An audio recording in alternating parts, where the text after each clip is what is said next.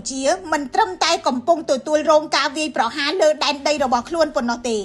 កិត្តិយសនិងសេចក្តីថ្លៃថ្នូររបស់កម្ពុជាក៏កំពុងរងរបួសដោយសកម្មភាពដ៏សាហាវយង់ឃ្នងរបស់យោធាថៃនិងរដ្ឋាភិបាលថៃគេឈ្លានពានយើងគេថាគេការពារខ្លួនពីការគំរាមកំហែងរបស់យើងគេឈ្លានពានយើងគេតាក់តែងរឿងថ្មីថាគេបង្ក្រាប scam online គេឈ្លានពានយើងគេឲ្យយើងប្រកាសឈប់បាញ់មុនជាឯកតោភាគីនេះគឺជាអយុត្តិធម៌3ត្រួតចាប់បង្ខិតត្រួតចាប់បង្ខំឲ្យប្រទេសតូចមួយទទួលយកការបន្លំបោកប្រាស់ដើម្បីលួងលោមប្រទេសធំនេះគឺជាការពិតដ៏ឃោរឃៅនៃនយោបាយអន្តរជាតិយុត្តិធម៌មិនកើតឡើងដោយស្វ័យប្រវត្តិសម្រាប់អ្នកដែលទុនខ្សោយនោះទេយើងនិយាយការពិតតែម្នាក់ឯងមិនគ្រាន់ទេភ័ស្តុតាងរបស់យើងតែម្នាក់ឯងក៏មិនគ្រប់ដែរការរងទុកតែម្នាក់ឯងក៏មិនត្រូវបានគេមើលឃើញទេអំណាចជាអ្នកសម្រេចថាតើអ្នកណាត្រូវអំណាចជាអ្នកកាត់សេចក្តីថានិទានកថារបស់អ្នកណាជាការពិត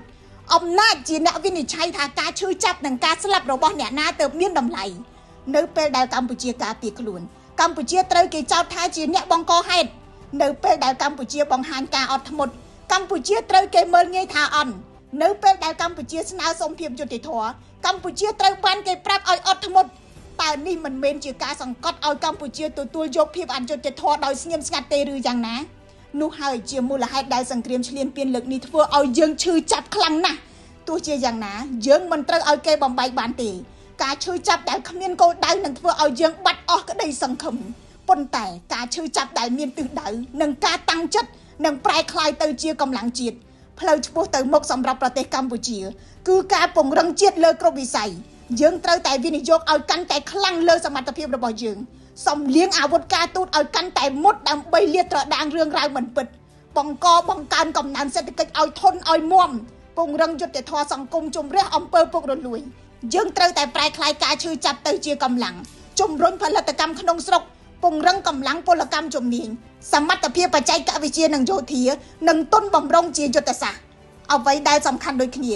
យើងត្រូវតែពង្រឹងឯកភាពជាតិរបស់យើងសង្គមដែលបែកបាក់គឺងាយនឹងរងការធ្វើបាបប្រជាជាតិដែលមិនទុកចិត្តគ្នាគឺងាយនឹងគេជិះជាន់រាជរដ្ឋស្ថាប័នប្រព័ន្ធផ្សព្វផ្សាយអាចមានគំនិតផ្ទុយគ្នាតែមិនមែនស្អប់ខ្ពើមគ្នាយើងត្រូវវិញគ្នាជាចំណងចងគ្នាជាបាច់ប្រសិនបើយុត្តិធម៌ពិតជាគ្មានសម្រាប់អ្នកទុនខ្សោយមែននោះយើងត្រូវតែរួមគ្នាធានាថាកម្ពុជានឹងមិនទុនខ្សោយទេខ្ញុំរស់សុធាពី News Today NTTV